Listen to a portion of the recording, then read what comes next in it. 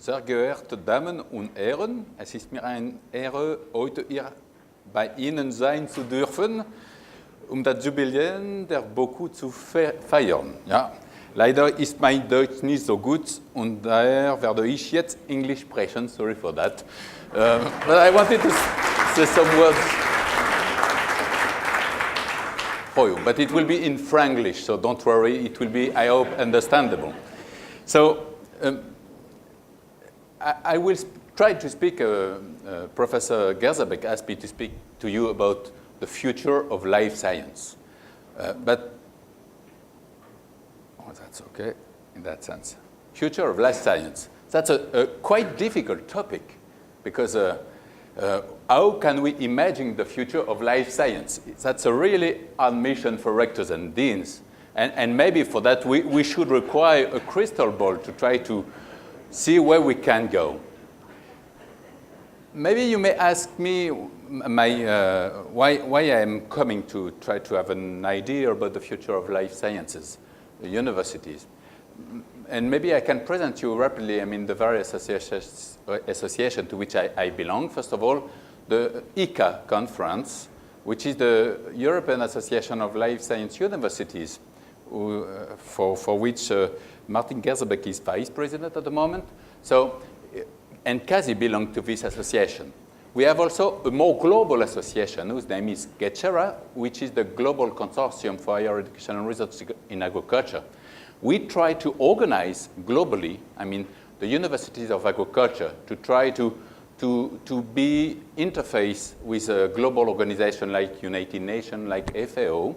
So this association try to gather all regional associations like the European Association, like the American Association, like the Asian Association, in order to coordinate everything. And maybe last word about La Salle universities to which I belong.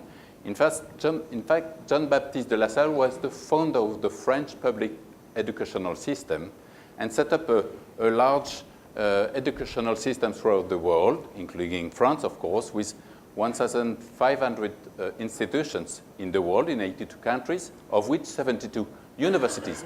That can give me a quite global idea of how education is going on.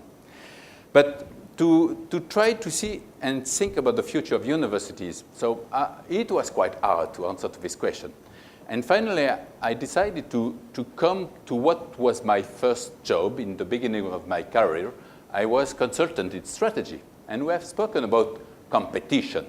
And I think that we can accept that or not, but we will be in a competition, more and more competition world. Universities is not outside the world. We are in this competition with the United States, with emerging Asia. And so I think that the future of universities will link with the strategy we will set up to be efficient and to survive and be brilliant in the future. So if we try to analyze, strategically speaking, the potential and the future of university, life science university, maybe the first point is, are we still useful? So maybe we can come back to our mission and context. Afterwards, I think that if we consider the future, you always have to consider where you are coming from. And so what was our strengths, where our strengths come from, and afterwards maybe we can think about our key factor of success for the future. And if we speak about the future of life science university, I would propose to consider future of life science university in a 3 Ds. I will say afterwards why. So, is our mission, is the mission of life science university still pertinent? We have spoken of that since this morning. I have tried to pick up in the internet, what was the mission statement of BOKU, and I found we do research and education to ensure sustainable use of our renewable resources. Since the beginning of this session, we are all sure, convicted that the mission of life science universities is more than ever pertinent and more up to date than ever. That is due to our mission, education, research, transfer, and also due to the perimeter in which we are acting at the moment, which is agriculture, forestry in the wide sense. It is linked also with rural areas, which is a specificity of University of Agriculture and Life Science. I mean, other universities are not linked with specific geographical areas. We do. Another thing which is emerging huge is the environment activities and all concerns, and biotech activities as well. So in the context where we are moving, I will try to be brief on that aspect because we all know about that. But I think that most of our traffic lights are greens. And we are very, very lucky. When we see the curve of evolution of Boku in number of students, that's incredible. And that proves that we are working in incredible environment. And a lot of companies would like to have such wonderful environment. First of all, I think that we have quite interesting, challenging societal context. So first of all, that proves that in our mission of universities, in the knowledge society where we are going, so our role will be more and more important. Second, I think that we have a lot of positive sociological trends at the moment in the society. Let's take environmental concerns. Let's take all what is the evolution of the economy with local consumption. Quite a lot of things that may interest us. Another thing which is quite interesting for us, we know that in the future we will like scientific profiles in the society and furthermore in companies. So the scientific profile we are producing will be employed very, very easily. I think that you are seeing that in Austria, we are seeing that in Europe, we are seeing that all over the world. So it's a common constraint, something that we are seeing in all countries. Another thing which is very interesting for us is we have really wonderful sectorial opportunities. So both in foods, I mean, we all know that we will have 9 billion inhabitants, both in non-foods products, biorenewable resources, substitution of fossil energy, biomolecules, biosourcing of products. So wonderful new markets that are opening to us and also wonderful opportunities to tackle. Another thing which is very important is the importance, the key point dealing with rural areas. We are in charge of rural area development, and we all know that the development in rural area will be a key point for a sustainable planet, not only in Europe, but also all over the world, and mainly in developing countries. The main point in China is not China economic development, it's how China will manage the development, sustainable development in rural areas, and that's true in all developing countries. And so we have to find solution to this problem. Linked with all those opportunities, of course, we have also scientific challenges dealing with resource management in quantity, quality, sustainability of production, the challenge of rural areas as well, climate change that will impact production, that will impact natural risks, and so on. So quite a lot of opportunities. If we take now the challenges and risks, okay, we work in a more challenging environment with more competition, we know about that. The consequences of the Bologna process was to harmonize the diplomas. Also, it created a European market for higher education, increasing competition. But I think that competition can be interesting and beneficial to all universities. Another thing that, which is important, as we are working in very interesting and developing sectors, other universities that are not in life sciences are interested to come in our sectors. So there are newcomers in life sciences activities coming from engineering universities or classical universities. And so how do we manage those newcomers? Another thing that is very important and challenging for us in the future is education. So we all know that due to the new internet environment, I mean, the young people that are arriving in our amphitheater are very, very different from the one we were teaching a few years ago. And how will we manage this change of the young, the Y generation, as we say? So that's a key point. And linked with that, we can also say a few years ago, the role of university was to transfer knowledge. And nowadays, discussing with some chairmen of companies, more and more they are saying, be careful. I mean, because the young people that are coming, they don't have the same education that they had a few years ago. And the key question is, do we have to manage with, to deal with education of the young people more in addition to transfer of knowledge?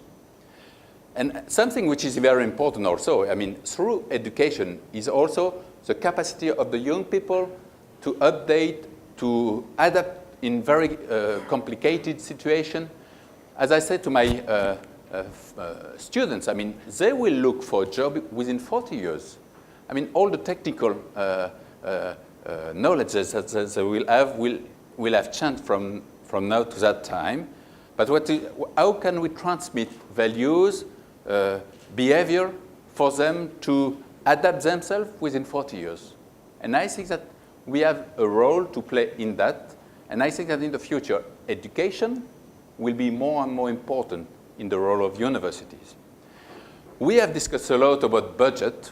That's true that budget is a new paradigm. So I think that we have seen budget cut in all countries. I think that in Europe we still have, we are still lucky. I was in the APLU, the American Public and Land-Grant Universities General Assembly a few months ago, and they had just a single word, budget cut. So I think that it's simply a diversification of budget, I mean, of stakeholders. So at the beginning, we have just a single organization that was paying us, the state. Afterward, it was Europe. Now we are going towards companies. So effectively, I mean, our budget, we have to fight for our budget.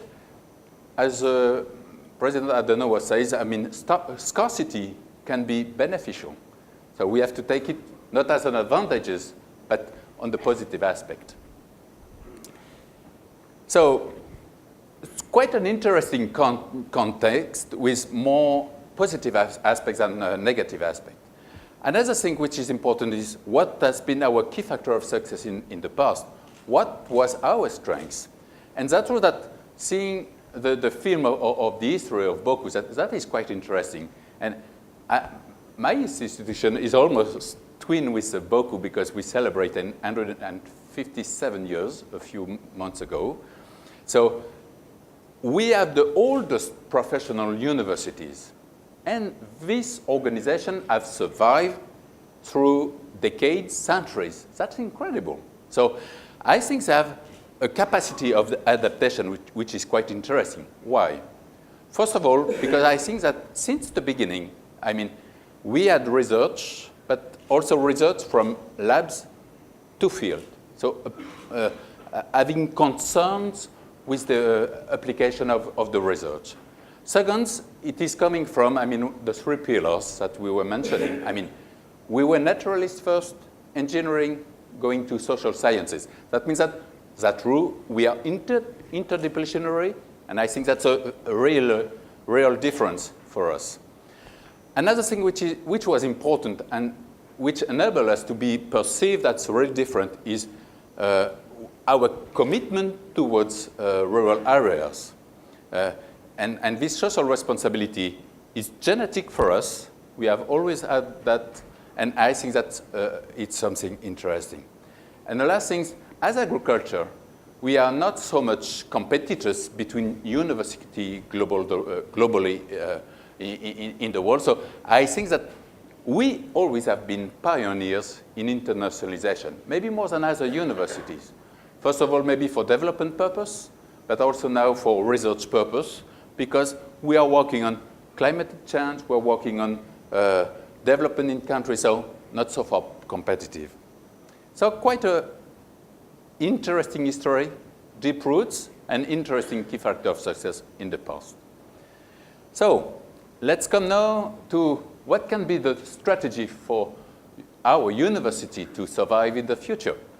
So I call it in 3 Ds. Why? Maybe to, first of all, if we are not differentiated, we won't survive. Second, I think that if we are not making densification, I mean, we won't survive. And last things, development. And I put a D's, S, saying that it has to be a sustainable development. So maybe to reinforce our differentiation, but the differentiation was pre-existing. So it's simply to reinforce our strengths. So we have these specific missions which define a specific and original strategic perimeter, which is life sciences, plant, animal, forestry, plus soil and earth sciences, and that deals with all environmental problems. We are very strong also in bioresources management, both in food and non-food, and biotechnology. And I think that with all that on those fields, so we have to reinforce, we have to invest to be the best one in those fields, both in research, education, and extension. Second, I think I was saying that we have this very specific position of being in charge of a geographical area, which are rural areas.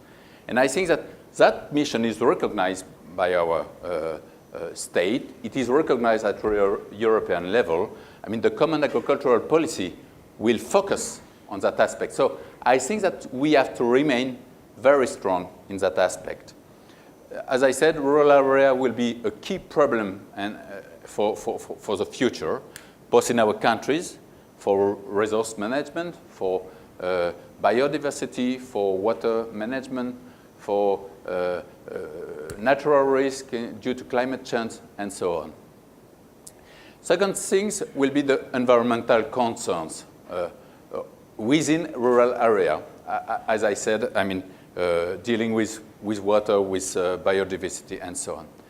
Last things, which is a little bit different from rural area, which is management of territories. I mean, the best example is Kazi. I mean, territories will have a more and more important role setting links between the people with common future, common destiny.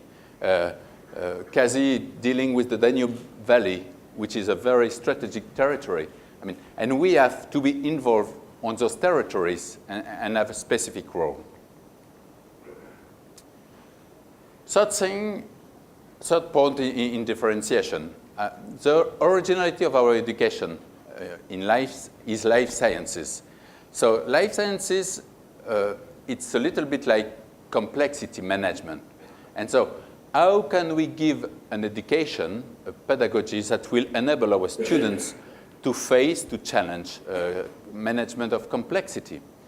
So I think that the pillar, which is the interdisciplinary approach, is really a key one. But the question of this interdisciplinary approach, the question is it compatible with the Bologna process? 3 + 2 + 3. I would say, okay, we have this frame, but I would say I have the conviction that it is very important to maintain our 5 years organization with a 3-year bachelor with selecting students that will make 3 years, but with scientific basis, followed by a specialized Master of Science. So more than a T-shaped educational programs, as we sometimes say. So I think it's more like a birthday cake with the 3-year bachelor, which is a strong one, specialization at the master of level, and going to PhD. What is important also is within this interdisciplinary approach is to break silos between the various disciplines we may have, both natural discipline, engineering disciplines, and social sciences discipline, and maybe new disciplines to invent, of course. One thing that we have to keep also, which is very important, is the naturalist approach not versus, but with the technological approach. And the two are very complementary. I just take an example. I mean, a few years ago, we had breeders in seed companies, and those breeders were mainly agronomists. So we set up new tools, I mean, to make genetic selection. And so we have gone towards biology molecular biology, okay? And little by little, I mean, the tools have become the main things, and we have forgotten agronomy. And now we are coming back to agronomy using molecular biology as a tool and not as the final career of the people. So a very key point, we have one of our main differentiation is this naturalist approach. Another thing that on which we have to be very strong is internationalization. So we have to, I think that we have probably to be more global than any other universities, both in research, because scientific challenge we will face will be global. Environment is global, climate change is global. And so our scientific has to work and have partnership globally. Also food safety, endemics, and so on. We have to be also very much internationalized in education because our students will work in this environment. They will be confronted to global markets. They have to be international minded because they will face new problems, new pathologies, and so on. So a key point as well. And in extension and development as well, because we know that, I mean, if there are starvation in the planet, if there are development problems in some countries, I mean, it is the balance of the countries which is which is important, and we have to be aware of that. So I think that our universities have to be committed in global organization, like BOKU is, for example, in ICA, in GCHERA, just to be recognized in our role towards towards a sustainable planet, and for which we are fighting. Second point, after differentiation, density. So that's true that we are in highly capital-intensive activities and research, and so we have to densify. And we have to densify before diversification. If we speak about corporate strategy, I mean, sometimes we have the question, do we have to be simply University of Life Science?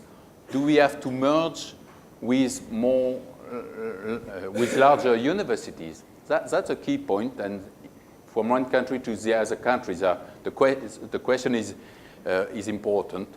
I would say, I don't know if it's the place to take a phrase from Napoleon, but Napoleon was saying, don't care about the size of the army in front of us. Be the best one in the point where you have decided to be the best one. So I think we have to do so. So we have to be the best one in life sciences. And if we are the best one in life sciences, afterwards, we can manage alliances with other universities very easily. And we, of course, we have to develop this talent of managing alliances, which is not so easy. We have to do so because, of course, innovation comes from interface, come from hybridation. So we have to manage alliances, but mega merger is not necessarily the solution. I mean, what is important is to be agile, is to be reactive. Agility is the key factor of success. We can survive as life universities if we have the critical size in our own business, and maybe sometimes there are strategy or political strategies that may impose to have merger, but it's maybe not necessarily the best solution. Of course, strategic density can be seen as at corporate level in universities, but it has to be seen also in each departments, because as I said, in life science, it is very intensive capitalistically speaking. So people have to work together, have to network, and have to densify and be the best one in very specific areas. Third thing, so first the differentiation, second one the density, third one development. That's true that we are in a moving world, and if we don't develop, if we don't go forward, I mean, we will die. I would say that's evolution. So we have to go ahead through innovation. So, okay, we bring innovation outside, but we have to be innovators within the universities. That's a key point. Breaking silos, we are in wonderful fields, but there are many innovations to be made within our own fields. In food and health, for example, biosourcing, chemistry, pharmacy, we are dealing with green economy in services. And I think that the best way to be innovative is just listening to our stakeholders. I mean, as I was saying, we can see as an opportunity to have to fight to find budget. But when we are in contact with companies, I mean, they are in contact with the market. And so we can be innovative simply working with them, sharing dreams, working on projects. And I think that can be innovation through research, but we can transfer also innovation towards education and programs. Second, through entrepreneurship. I think that's a key point as well, because if we want to develop, we have to be entrepreneur within the university. So how do we develop entrepreneurship between us, within the departments, to set up innovation, to set up new programs, to set up new research programs, and so on. We have also to be entrepreneurs outside the universities in all the mission, in the mission of research, of course, in the mission of education, but also in the mission of extension. When we were speaking about budget, we will have to find money out of public money. And when we see what American universities are doing, I mean, a few years ago, they were making simply fundraising. Now, fundraising is over, and they are making patents, they are playing the role of business angels, investing in startup companies, just hoping that they will get some money in a few years due to those investments. And through these ways, they are demonstrating that they are entrepreneurs themselves. And I think that we, universities, has to be entrepreneurs in its ecosystem, yeah, in order to secure its future, and also in order to give answer and be proactive with its stakeholders. Last thing, so of course, we can be also entrepreneurs internationally speaking. There are growths outside Austria, outside Europe. There are growths in other countries. How do we take advantage of these growths? We all know that young people in a few years won't be more longer in Europe, but will be in developing countries. So how do we manage and how do we take advantage of this growth outside our frontiers? And another point which is important also, I mean, we are dealing with life science. We are dealing with all sciences involved in sustainable development, including social commitments. And so I think that through our education, we have to transmit this virus of sustainable development attitude towards our students. So how can we transmit it? First of all, through our programs, of course, through our research, of course. We have to be leaders in sustainable development research. We can do also on our campus. I think that as life science universities, we have to be leaders, give example to other universities in sustainable development in our own campus, to transmit to our students who will be tomorrow leaders this attitude, this behavior of sustainable development. to be with them a community of committed people in the society. To success in this strategy, you all know that there are three main resources: technology, money, and human resources. Speaking about technology, I mean, these resources is quite easy to access. There is no strategic dependence with technology. The only thing is how technology will impact the way we are managing our mission. In research, it's very expensive, but I don't think it will impact very much our research activities. In education, as I said, the new students that are coming are thinking totally differently. They will behave differently in the future. So how they have new knowledge, and so our mission as educators is different. So we have to be aware of this change and see how we adapt to this new environment, a new technological environment of our students. Second, the funding. So what will be our business model? So the question is not to say, okay, can we have 100% from public money? No, I mean, we have to forget it, I think. We will have more stakeholders, and we will have to be aware of the need of the strategy of our stakeholders. The stakeholders will be the states, local government. They can be also companies. I think we will have to come back more concretely towards families and students, maybe coming back, I mean, to balance a little bit more research and education, and also alumni association, because the links with alumni association is partly the links with companies, and they can help the future development of the university. So, as I said, the solution of budget in the future can also come from our autonomy to invest in good projects, in patents, and by that way also we can secure future of the university as are making American university like Stanford or Harvard and so on. Last things, I think that probably the key point for our future is humankind. We have seen in the film that in the past, what we are today, I mean, was due to the commitment of the personnel, of the professors of Boku, of the personnel of the professors of all life science universities.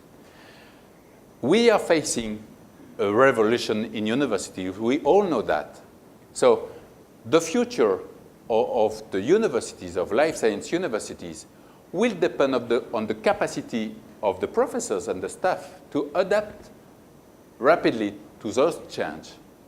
So the key point, the key factor of success for that will be, of course, as we said, to recruit good people, but also to have building capacity to invest on our staff, to invest on our professors, for them to be able to adapt to the new context, to be able to adapt to the new students that are arriving, whose behavior is totally different.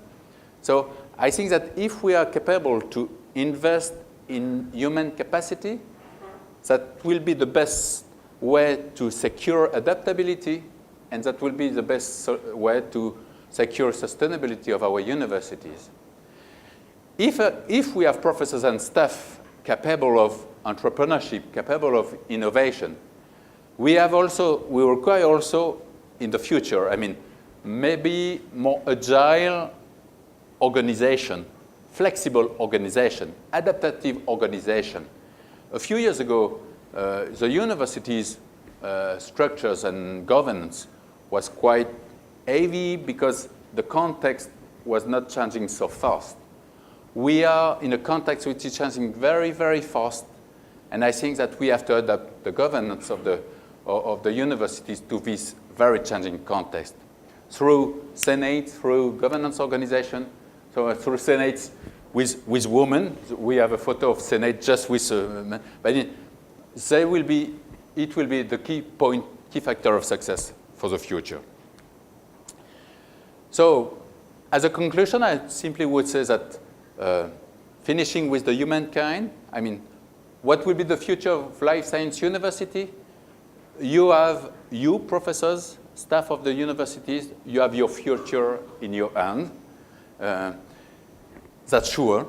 And you will be the university of the future if you want to do it. I will simply take an Arabic proverb with saying, accroche ta charrue à une étoile et ton sillon sera droit. I'm not sure that the translation is good. Hängen Sie Ihre Pflug zu einem Stern und Ihre Not wird recht sein. Vielen Dank.